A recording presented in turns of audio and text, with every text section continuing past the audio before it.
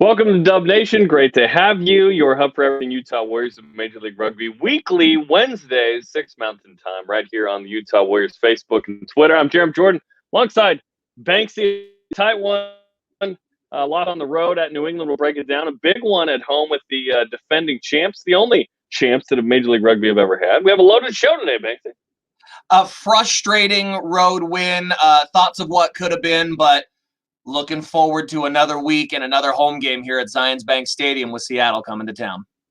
Let's go, baby. We're live for about 45 minutes to an hour, depending on where you're listening or watching this. We're live on the Utah Warriors Facebook and Twitter accounts, on demand on KSLSports.com, the KSL Sports app, KSL TV app. Rebroadcast Thursday nights, of course, as well, on ESPN 700 and 960. Give us a like, share the show, follow the Utah Warriors on social media. If you have a comment, fire away. We'll try to get to some of those.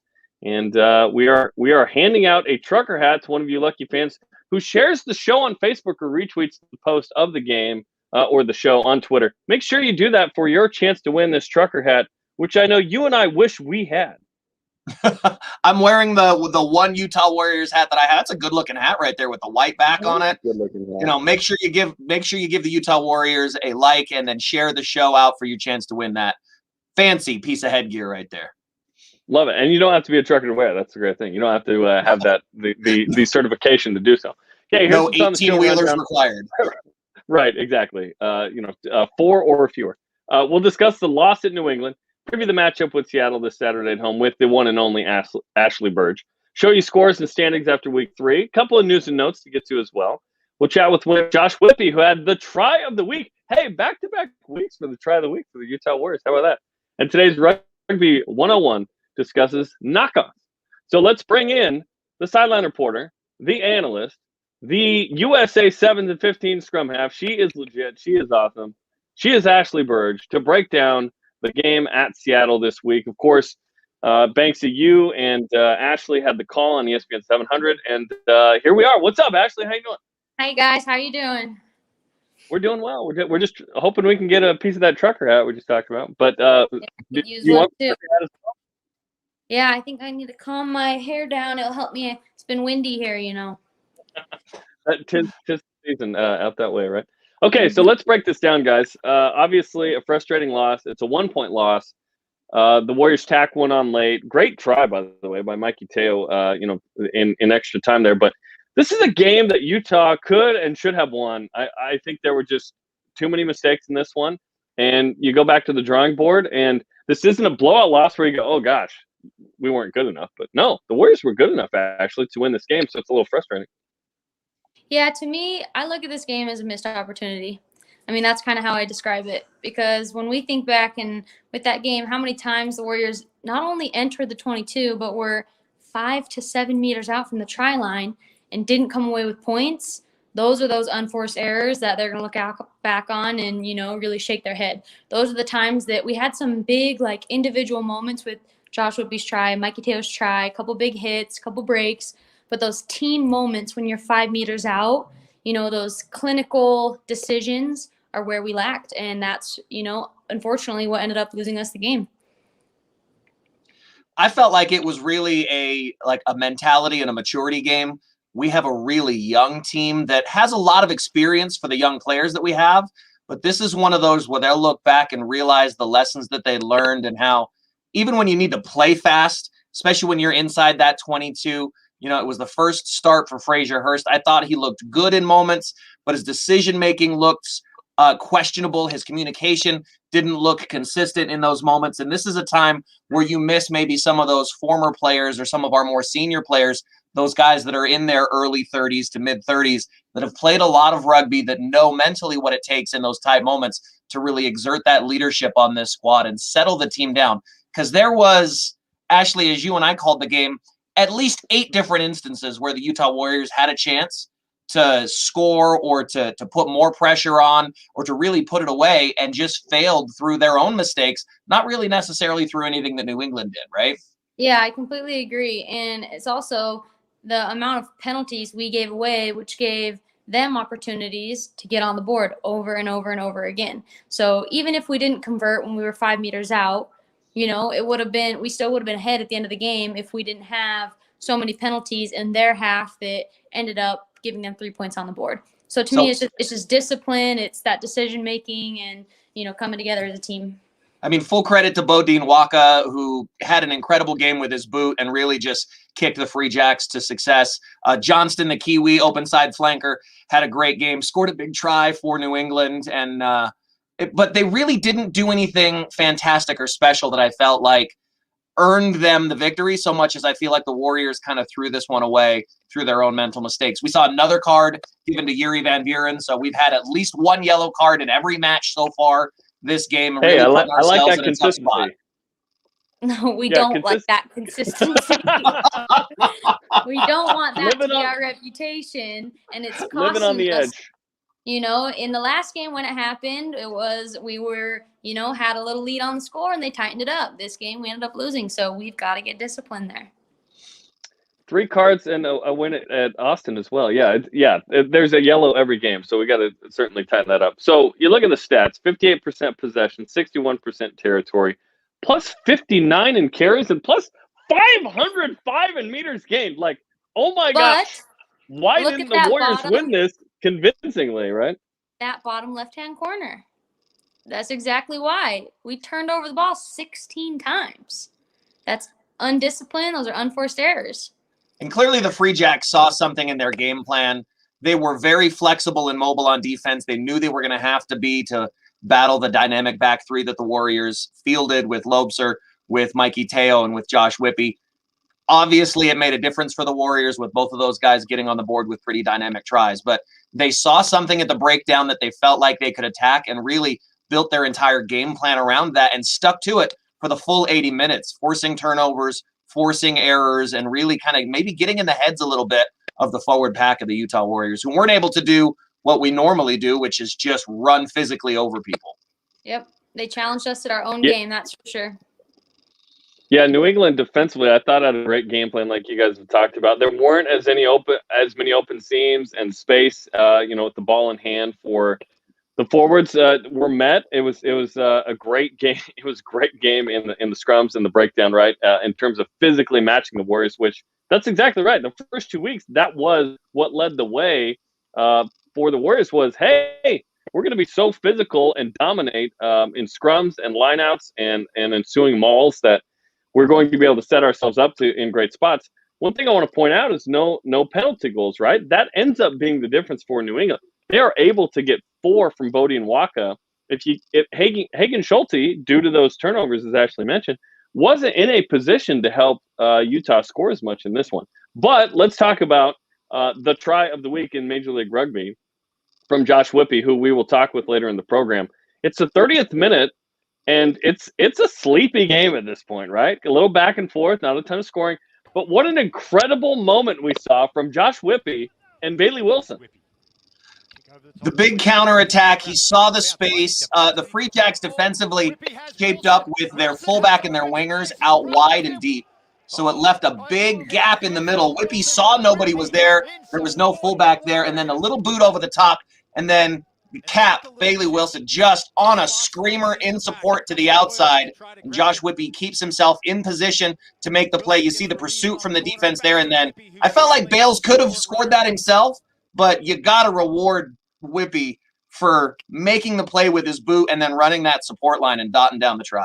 Yeah, and what I really love to see there is a lot of times you get caught up in the game, you make a big moment and you stop and you watch. But you didn't see that from Bailey. You didn't see that from Josh. And if you widen up that lens, you see a lot of the other team flowing through. So, for Josh to make the kick, make the catch, find support, and then continue on that line and be ready. Bailey gets the ball, move to one hand so he's able to fend off that defender and keep his other arm free. That's just very technical, team rugby that we need to see more often.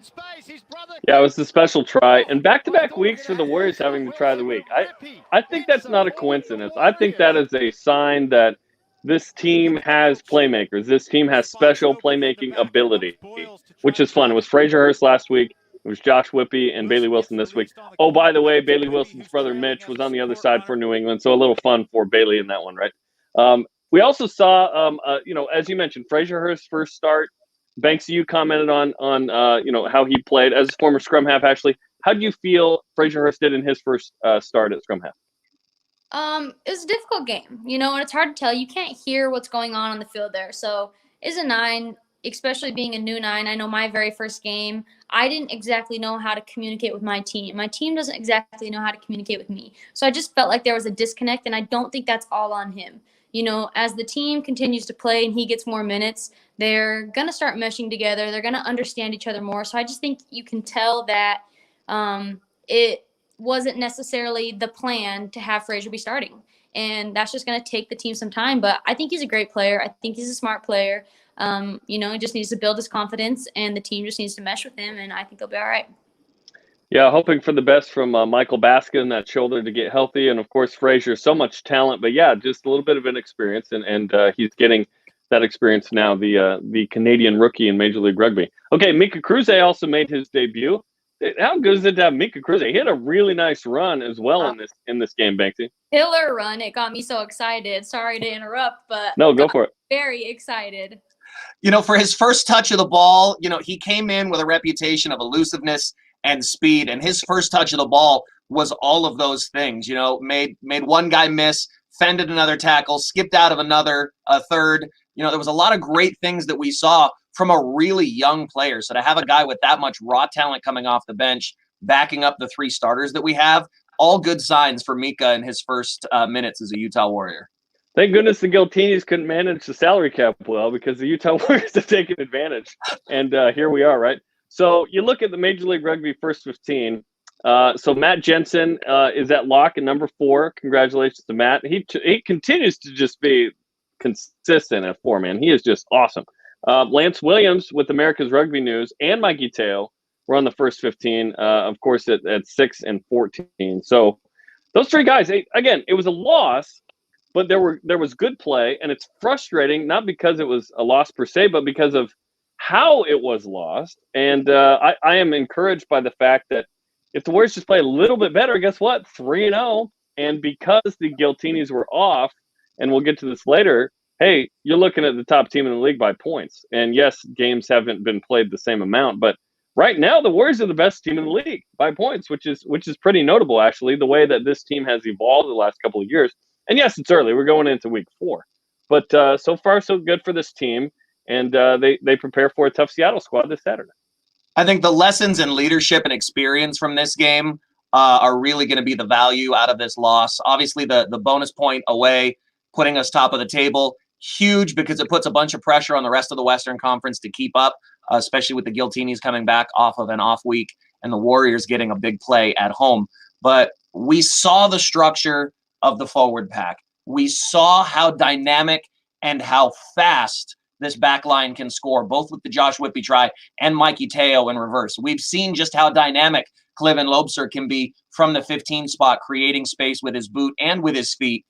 So when we start to combine all of these things together, and in a game like this, for as frustrating as those moments were, this team is going to learn a lot from those tight moments, from those little mistakes. And now they know really what they have to work on to be able to capitalize on the structured moments where they needed to work together, as well as these broken play moments like we saw Whippy and we saw Mikey take advantage of in those counterattacking moments.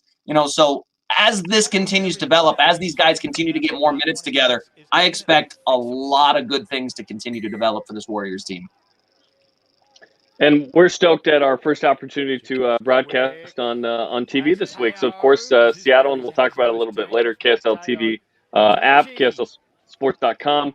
In the Pacific Northwest, where I happen to be, Portland right now. In Seattle, it's going to be on Root Sports and, of course, the Rugby Network. So it's going to be a fun week. Ashlee on the sidelines for us, and, of course, we'll be in the booth. So, Ashlee, looking forward to another home game Saturday against Seattle, because the first one against Toronto was unbelievable. It'll be hard to match the what happened there, but we're going to try and do it. Yep, I'm excited. I think we're getting more fans, we're getting more support, and, the guys are really going to be amped up after that game and ready to fight. So should be a good one. Okay, well, awesome. Ashlee, we appreciate your time as we break down the game against New England. We'll see you Saturday. Thank you. See you guys. Okay, that's Ashlee Byrge, of course, tremendous former player, sideline reporter, analyst. And, Saturday's coming up quick, Banksy. Get your tickets, man. She's so fun to have as part of our broadcast team. She's so smart as a rugby player and her ability to break down what's going on the field. And to have somebody like that with her experience and her intelligence, it's so much fun calling a game with her because she sees things as a backline player that I've never even seen or thought of as a forward. So if you want to experience what it's like to have that kind of top-level rugby experience, commentary, all of it, you need to get to Zions Bank Stadium this Saturday, April 10th, as the Major League Rugby champions, the Seattle Seawolves, come to town. 7 p.m. Mountain Time kick. Your tickets are still available at warriorsrugby.com. Do not miss this one. A lot of big signings for Seattle in their off week. They have a lot of problems inside that club. They haven't won a game yet, so they're going to be on the hunt for some points. And I wouldn't want to be catching our Utah Warriors on this kind of week with redemption on the line. These guys have some points to prove. Ooh, absolutely. We'll break down Seattle coming up a little bit later as well. Great tease there. Okay, Major League Rugby scores from around the league over the weekend. Toronto 40, Old Glory 19. Hey, look who woke up. The Arrows, who lost their first 2. 5 tries from the Canada B team, 2 in 2 minutes for the second week in a row. They did that against Utah. And they slowed down the former Utah Ute Threat and Palamo. Threats is a big body running through the centers. He always has been from his time as a University of Utah running back to playing overseas, his time as an Eagle. He's just a physical, tough tackle every time. But, it takes all 15 guys to win a rugby game. And, Threaten, for as quality a player as he is, can't do it all. And you knew Toronto, after their performance last week at Utah, were going to start to put stuff together. You could kind of see them start to click. They're going to be a factor in the Eastern Conference. San Diego 22 at Rugby ATL at 41. Robbie Petzer, 21 points, new Rugby ATL high in points and margin of victory. And a little bit of a surprise that San Diego is struggling out of the game. Surprised, but also not surprised. They're kind of going through some of the same struggles that Toronto is with playing away from home. Now just the announcement that they're actually getting to move back to San Diego, so they won't be playing away in Las Vegas anymore. You get to sleep in your own bed. You get to train at your own facility. There's a lot of new faces in that San Diego team as well. So the deeper we get into this season, the tougher it's going to be for that San Diego side. And on the flip side of that, Rugby ATL, we know can score tries and buckets. They're built for speed. They're built to play sideline to sideline. And once they get going, it's tough to stop a physical athletic team like that. Rugby ATL pouring it on with 41 points. And then Houston has decided it's not scoring points anymore. This happened last week and 2 weeks ago, and now last week, which is a shocking result. Austin 26 and Houston 0. So 2 teams that Utah has beaten have kind of got that first win, right? No points for Sam Windsor, by the way, and back-to-back weeks via penalty goal, which is shocking. One of the best boots in the entire league. Austin wins the Texas Cup. Nick Boyer, by the way, traded from L.A. to Houston, so that's of note. The former USA international in 7s and 15s who played with the Legion and Raptors recently. But Texas Cup goes to the boys with the drink, the Gilgronis. You kind of felt the advantage. We saw it when we played the Gilgronis. The physicality of that team is for real, and a couple of other factors just needed to fall in place for them really to start hitting their stride. I'm surprised at what's going on in Houston with the staff that they have there, with the experience of players like Paul Emmerich on that coaching staff, who might be one of the best centers that the USA has ever seen play at any level, and their ability to inform, educate, and enable their players to play good creative rugby. I don't know what's going on there for them to be shut out 2 weeks in a row. I just have to give full credit to those defenses and for the opposing coach's game plan and recognizing what Houston's trying to do and stop it, because there's no reason Houston shouldn't be scoring tries. That's a good rugby team. Yeah, absolutely. And you can watch some good rugby with the Warriors. Still a chance to get the remaining 7 home games, right? 7 of them left starting this Saturday. You can get your tickets starting at just $84 a seat for those remaining 7 home games, and all the benefits that come along with being a season ticket holder, including special events, access to gear and kit, all the different things that you love about our sport at your fingertips. If you're a season ticket holder, go to warriorsrugby.com and get them starting at just $84. Okay, let's look at the updated standings. Again, the Utah Warriors. Hey, number 1 in Major League Rugby right now. Let's go, baby. Look at that. The bonus point on the road win gives us the 1-up over the LA Ozteenies and the Australian side back in action this week. So we'll have to keep on top of it with Seattle coming to town to stay top of the table.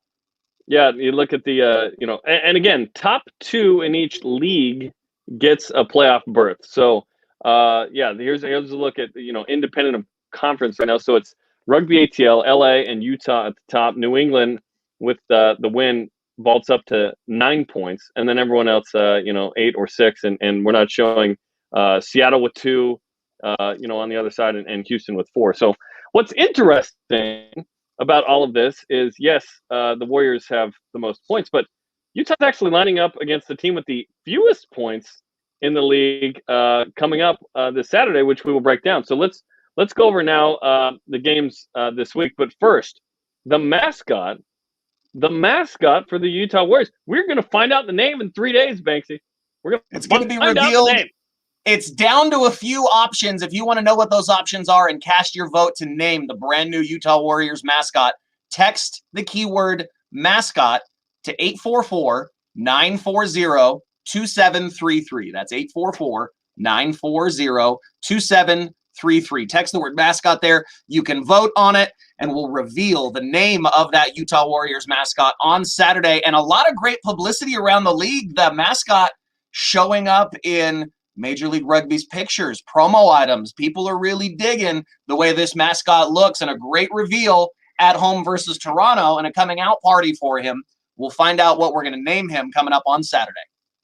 I can't wait to find out, because if what the mascot did the first time it happens the second time at an equal level, it comes out on a Harley, has backflips, flamethrowers. Backflip. Are you kidding me? Holy T-shirt cannon going off all over the place. All good things. Yeah, I was like, is this the Glorious Bastard? This is fantastic. All right. This is awesome. Brad Pitt, is that you? Okay, games this week. LA at Toronto. Okay, that'll be interesting. Although that, by the way, that is part of that is in New Orleans. That's an interesting setup, right? Toronto, who is in Atlanta, they're going to New Orleans to host the Giltinis. Austin Gilgronis at NOLA Gold. That's part of a doubleheader there. San Diego Legion at Houston SaberCats. I'm guessing Houston scores in this one. Seattle at Utah, of course, and then Rooney at Rugby ATL. What do you think of these matchups? I think it's going to be tough keeping the LA Ozteenies under 30 points. That's a team that's built to score a lot, and they're entertaining to watch. They're playing a great brand of rugby right now, and I don't know that Toronto has it in them to keep those guys off the scoreboard for too long. Not only do you have to play incredible defense, but you got to play incredible offense on your own against that team. Even on a neutral ground, I look for LA to come back off the bye week with a great game. And then I really would love to see things start to click in Houston and for them to figure out what's going on. There's too many dynamic and electric players like Zach Pangelinan on that team that can score the ball in a hurry, and that really they have an attractive brand of rugby. There's something missing there for them, though, and I don't know if it's in the locker room, if it's in the front office, but it's translating to zeros on the scoreboard on the field, and that's not good for anybody in Major League Rugby. Who do you have in the Gilgronis at NOLA Gold game? I see NOLA Gold running away with that as my pick. I think the physicality of Austin might give them the leg up in the first half, but NOLA can score tries quickly, and they can score lots of them. So my pick would be NOLA in that half. So if we're looking Giltinis, picking NOLA. I'm picking San Diego still with the win over the SaberCats, even though the SaberCats don't get skunked on the scoreboard. And then I'm going to go with Rugby ATL over Rooney. Okay, those are the games this week. And again, doubleheader in New Orleans. Yeah. I did a game in New Orleans a couple of years ago at the high school when they were doing it. Now they do it at a minor league baseball facility, but gosh, it was humid. It was in August, and it was insane. It was actually the Raptors NOLA Gold, and I was like, oh my gosh, Sean Davies, what are we doing here? It's going to be tough when you go on the road and when you play, and I think this contest is more unique than any other contest globally because of the difference in geographics. You could come to Utah, you're playing at altitude and could be playing in the cold, and then the next week you're playing essentially at below sea level in New Orleans with 90% humidity and just a stifling heat. The variety of fields, placements, locations, and geographies that we have is unlike any other competition in the world. And then go to San Diego and it's perfect. And it's sunny at 80 degrees and a nice 40% humidity with an ocean breeze. Yeah, exactly. And then go to Rooney and you're on Long Island. You're like, what happened? This is awesome. Okay, let's bring in our guest today. He had the Major League Rugby Tribe of the Week. Last week, he tried to get thrown out of the New England game, but he didn't do so successfully as the Utah Warriors won an appeal on a red card for him. He didn't tackle high, of course not. He is at USA Eagle number 518. He is Josh Whippy. Josh Whippy is on Dub Nation. Josh, great to have you, man. How you doing? Good, I'm doing good. Thanks for having me today. Hey, the lettuce is looking flowy today. Oh, mate, this bush is no good, mate. I gotta tame it somehow. Nah, let it go. The wilder, the better. When you're running in the open field, it's such a majestic thing to see, just flowing in the breeze in full flight. You know when a little Josh Whippy magic is coming when that lettuce starts flopping back and forth. Congrats on the try of the week, man. Tell us what you saw as you make that move and that counterattack comes from Mikey on the right side. You look up into the center of the field and see this with your left boot. Whippy gets through the traffic, needs to bounce. Won't need to bounce because he gets on the full. Whippy has Wilson. Yeah, Wilson man, has they open kept space. His playing brother too Kim. deep, and we kicked the ball to the corners. They kept fielding it, calling marks and kicking it back, and I kind of just paid attention to that.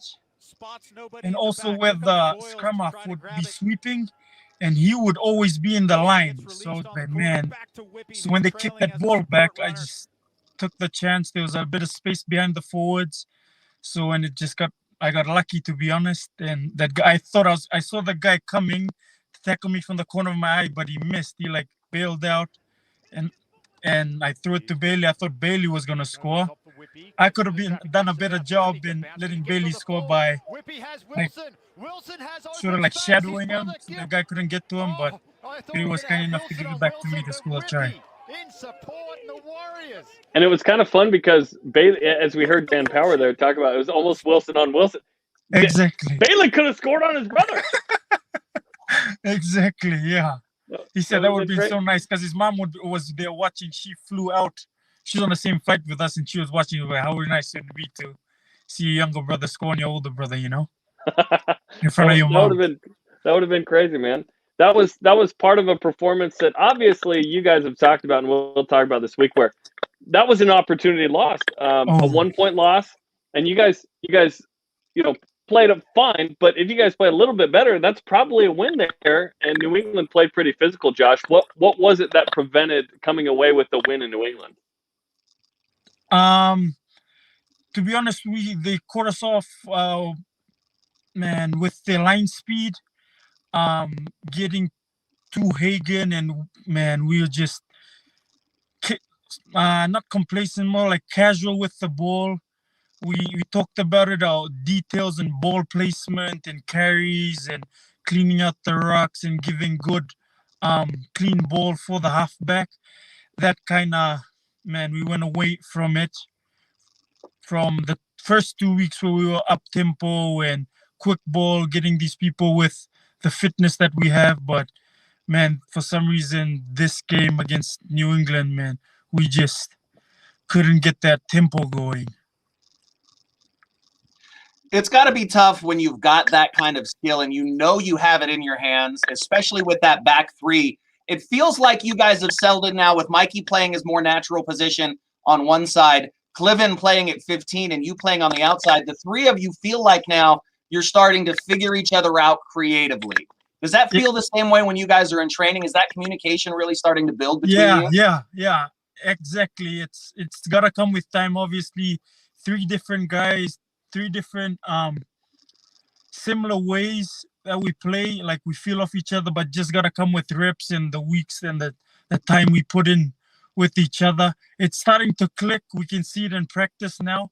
Everyone's getting a little bit comfortable, getting out of their shells, especially Cliven. Cliven's going to have a huge week this week. I already feel it. We already know. I can't wait. He's such a weapon, right? Back I like there that confidence, Josh. Yeah, it's going to be awesome. Okay, so let's talk about having 11 points. You get the bonus point for being within 7 there in the loss. Right now, and yes, 3 games played, but hey, on top of the league right now, how's the team feeling? Exactly. It's like we're bummed that we didn't get the win, which we should have or could have, but we're on top of the table. And like we said, the way the games are turning out, it's pretty much whoever shows up on the day to play. Just like the Arrows, they won over the weekend, and then Seattle losing again. It's just, man, you don't know what the tables will be like every week. So every point and every win or whatever, getting a bonus point or losing within 7, everything counts now, because back in the back end of the season, everything's gonna start adding up, and you'll look back and be grateful for all these little points you get during the season. So let's talk about looking forward now to Seattle coming to town. It was a big statement win for the Warriors last year, winning in the 90th minute of an 80-minute match. And the penalty inside the 5 that could have tied it with a kick, but you guys decide, nope, we're going to stick to our guns here and move the ball outside. Fisher ends up going over for the try. That was a big statement right before COVID shut us down. I feel like the Warriors still have the momentum and the leg up over Seattle as we look to that next home game. What do you think?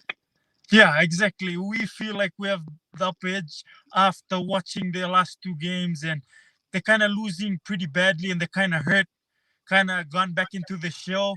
Obviously, they signed some big names in this off season and this off week for them. But man, the boys are not down. We are excited. We are happy that we have another opportunity to get better and hopefully fix our mistakes from the last game. Yeah, we're looking forward to it. Saturday night, 7 o'clock. Get your tickets, warriorsrugby.com. Before we finish, for those who don't know, I want to have you walk people through sort of your journey to the Utah Warriors, and the fact that your brother Jared, because Utah Warriors fans, if they don't know it, you have a twin brother. He's on the team. You guys are connected at the hip. You're from Fiji, and you go to BYU. You go on missions. You go to the same missions, which is so you win national championships. Now you're with the Utah Warriors. You end up breaking the same leg the same year. Like your story with your brother Jared is just unbelievable to me. Just you guys have been connected your entire lives from the womb. Probably Facebook. Probably. Looks like it's on Facebook back when I was a little bit skinnier, but that's fine. No, but we went to high school in New Zealand, Church College of New Zealand, a Mormon school, and played basketball out there. Now people know that basketball was our first sport growing up. My dad's the national basketball coach for the men's, and his brother was for the women's. So basketball has always been a part of our family, and would play rugby on the side. It was just like the things you do in the off season, I guess, just to stay in shape. But in high school, I guess we were decent, and some guy at United, Colin Puriri, asked if there was guys over in New Zealand that would come over and help build their program, the United under 19 program. So we came over for like a 5-month stint, done that, played Highland in the final. We beat them in a close game at Real Salt Lake Stadium, which was, man, amazing feeling. After that, the BYU rugby coaches came out and asked if we wanted to go there. So we went there for a semester, 2 semesters, and I happened to tear my ACL playing at BYU, my second game in. And obviously there's a huge recovery, so that was kind of my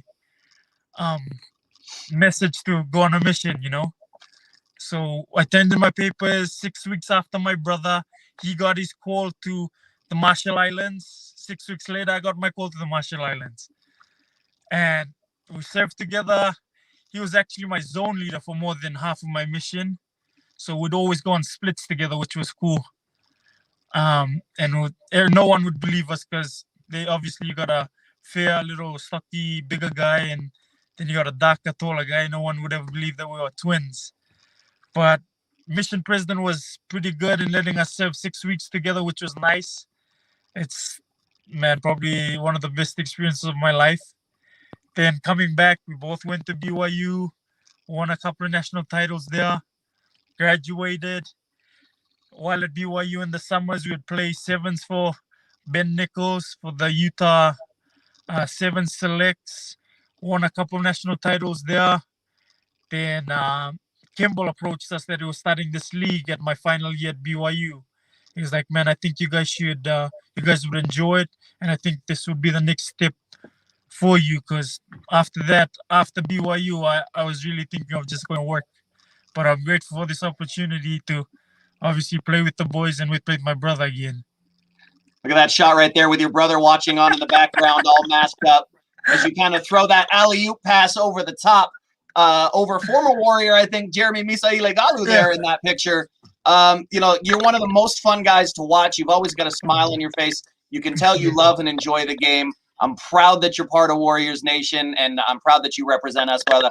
And thank you for taking some time out of your day to have a chat, and good luck with Seattle this weekend. We look forward to watching. Appreciate it, Banks. You're always good. You're a good guy, bro. Anytime for you. Okay, thanks, Josh. We'll see you Saturday. Yeah. Okay, that's Josh Whippy of the Utah Warriors. Yeah, just what a fun story. Like I just can't. He and Jared, and hopefully we see Jared this year, right? But just so awesome. Incredible. Everyone has a different pathway to the Warriors, and there certainly has been a long one all the way from Fiji. It's a unique set of skills that they bring. It's a unique cultural mix that they bring to this team. And I think we are as diverse, if not more diverse, than any team in the league, both with our players that have ties directly to Utah and our international players from abroad. We have more pathway players on our squad than I think any other team in the league. And it's really incredible to watch just that natural joy for the game that I think every Fijian I have ever known and played with brings to the game.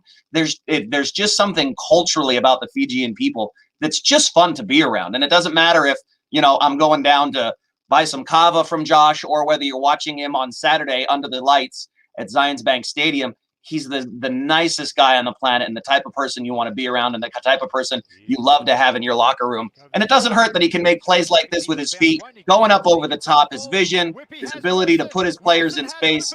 Just such an asset to have healthy Josh Whippy running around the field for the Utah Warriors. Absolutely. Amen to all of that. Okay, last couple of minutes here on the show. Let's break down Seattle. Seawolves coming in Saturday, 7 Mountain Time at Zions Bank Stadium in Harriman. Get your tickets on warriorsrugby.com. We'll have it live on the KSL TV app, KSLSports.com, ESPN 700 and 960. You can get it anywhere as well on the Rugby Network. And, in the Northwest, Root Sports. So Seattle, surprising 2 points in 2 games, negative 37-point differentials. That second worst in the league. The 2 points is the fewest. 30-24 loss at Houston. 57-26 loss at LA. Of course, LA is amazing. And then they had a bye week last week. So they've been able to work for 2 weeks on Utah. This, of course, is the only champion of Major League Rugby. 2018 in year 1, 2019 in year 2. There was no finished year 3, of course, with the pandemic. And this is certainly a different group than won those championships. But I still feel like there's some talent, and we'll talk about some connections between the two teams. But the Warriors certainly have the edge in this one, Banksy, but they need to be ready for Seattle because in come the champs. Anytime you play the defending champions, you've got to bring your best because you know they're going to bring it. I don't know what's going on in Seattle. From what I can see, it's a lot deeper than the X's and O's on the field, and I hope they can get it together. I've had a chance to play rugby with several guys on that team, including Reichert Hadding and Eric Duchel. There's some great ball players on that team. Mike Shepard from Utah played a lot of rugby here at Park City Haggis, and I got the chance to play ball with him there. There's so many great ties between these clubs, and there's so much talent on that roster that it's hard to believe they're struggling this much with their track record. So I don't know what's going on in Seattle.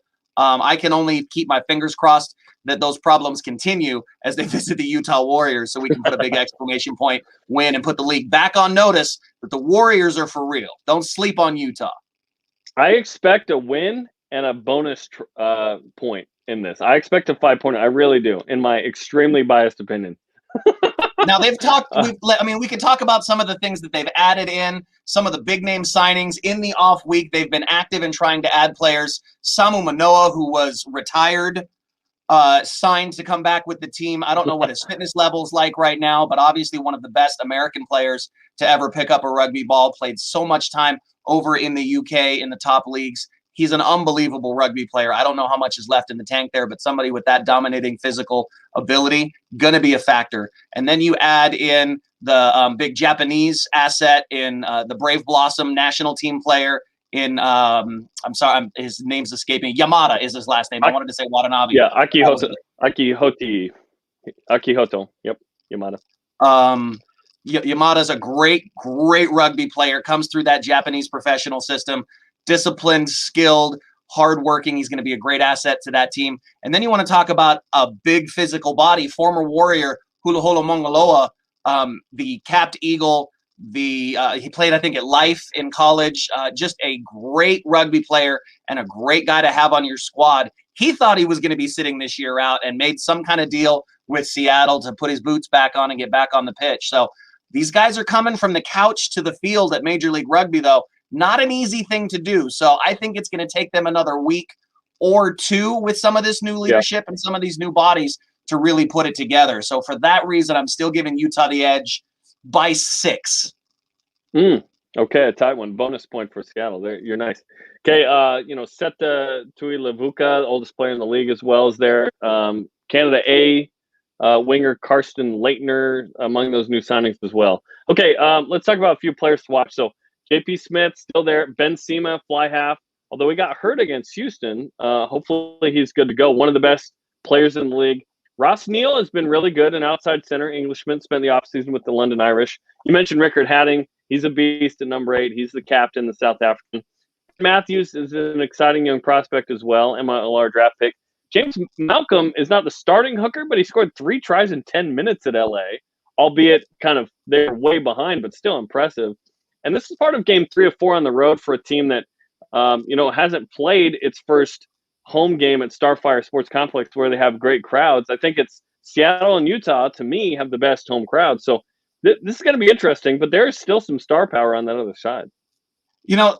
I think the entire league is saying it. It's not a talent problem in Seattle, which is, I think, why it's such a big head scratcher for exactly what's going on there for the Seawolves. They've got talent all over that roster, but there's something else going on there that's not clicking for them. And I don't know if it's a leadership issue in the locker room. Knowing Reichert the way I do, I don't imagine as the captain that would be the case. So I don't know what it is that's happening in that organization right now, but whatever it is, it's translating to some less than ideal performances on the rugby pitch for them. They've got to bring it for a full 80 minutes, and it's going to be tough when they come up to Zions Bank Stadium, playing at altitude and playing against a very determined Utah Warriors forward pack, especially that's looking for redemption after that loss in New England. 5th meeting all time. Utah's 1-2-1 against Seattle. The one win was last year. We mentioned it with Josh, but oh my gosh, it was amazing. As Tyler Fisher scores in the corner in the 90th minute, as you mentioned, of an 80-minute game. And so this is big time. This is Utah looking for the first home win against this team, coming off that 3 quality games in terms of performance and points. Last week trying to get more out of it, but this is a big game in terms of trying to continue that momentum against the champions coming in. So Seattle, Saturday night, 7 Mountain. We're going to have it for you on the KSL TV app, KSLSports.com, ESPN 960, and ESPN 700 as well, and of course the Rugby Network. So I can't wait for this one. It's going to be a fun one on the pitch. This should be some exciting and entertaining rugby. Either way this game goes, whether it's Utah putting up a season best performance or whether it's Seattle getting it together and bringing it on the road against these Utah Warriors, I'm expecting a really, really entertaining match of rugby. So you're going to want to be there with us at Zions Bank Stadium to make sure you catch this one. Okay, let's wrap with some, Rugby 101 and then a couple news and notes. So if you're new, let's discuss the game. If you're not new to rugby, perhaps you'll learn something from Banksy here. Okay, the nuances, if there are any at all, of the knock-on. The knock-on is what backline players do after the forwards have done all the hard work of scrummaging and lining out the ball. That just basically resets to where we're going to scrummage next. That's the short story of the knock-on, and basically all you need to know. The real breakdown of the knock-on is, in rugby, we know you can only pass the ball backwards to a player who's trailing you.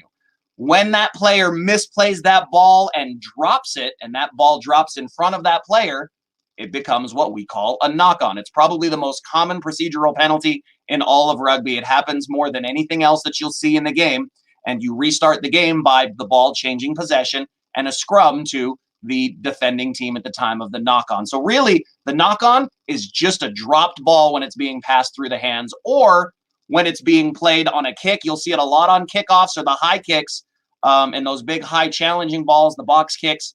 Usually the fullback or a winger will take it and it'll go right through his hands and drop to his feet. That's also a knock-on. So you'll see the referee do this with his hands. That's the call for a knock-on. And again, the most common error to occur on the rugby field. That's also my go-to move when I'm at a concert. It's the same move. It's fine. You're ahead of the curve. It's the same move.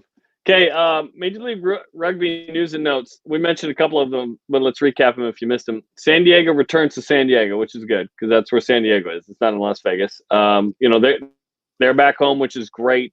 Awaiting Chris Robshaw's first appearance. Josh Furno from France as well.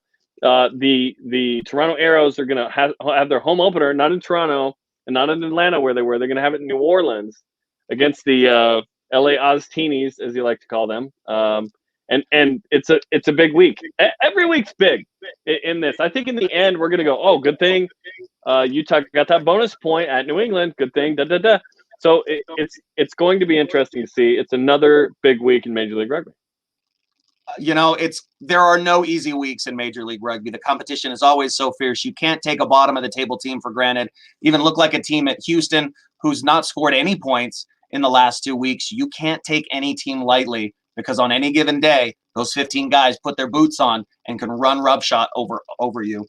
And I've got to give full credit and respect to San Diego first for making that trip and going through the first 4 weeks in Las Vegas, and then to Toronto for doing really what is unprecedented in sports and just moving their entire franchise to a new city for this team, just for the sake of competition. The only other team globally I can think of that's done that are the Auckland Warriors of Rugby League, who basically moved the entire team in their training facilities last year to Australia, away from their families, away from everybody they know, to be able to compete in that competition. So Toronto, under the most difficult of circumstances, still able to make it competitive. So full credit to those guys. Okay, we're not doing a trivia question today. We're doing a swag giveaway. This for a trucker hat. What do you have to do? All you have to do is make sure you share the show on Facebook or retweet the post of the game on Twitter for your chance to win that beautiful black and white Utah Warriors trucker hat. Sunny days are coming. Springtime is here in Utah. And out there at Zions Bank Stadium, if you're facing west as the sun's going down, it's going to get you. So make sure you got the best headgear in Major League Rugby. Share the show on Facebook. Share it out with your friends. Spread the love that is rugby, or retweet the game post on Twitter for your chance to win it. Okay, I'm seeing 66 degrees Saturday, and so it's going to be beautiful, man. Perfect. That's short sleeve weather, Jarom Jordan. That's short sleeve weather, baby. Sun's out, guns out. Let's go. Okay, that'll do it for us. Like and share this episode of Dub Nation on Facebook and Twitter for your chance to win the trucker hat. A reminder to follow the Utah Warriors on social media and throughout the season on KSL Sports and, of course, ESPN 700 and 960. For Ashlee Byrge, Josh Whippy, Billy the producer, and Banksy, I'm Jarom Jordan. Go Warriors!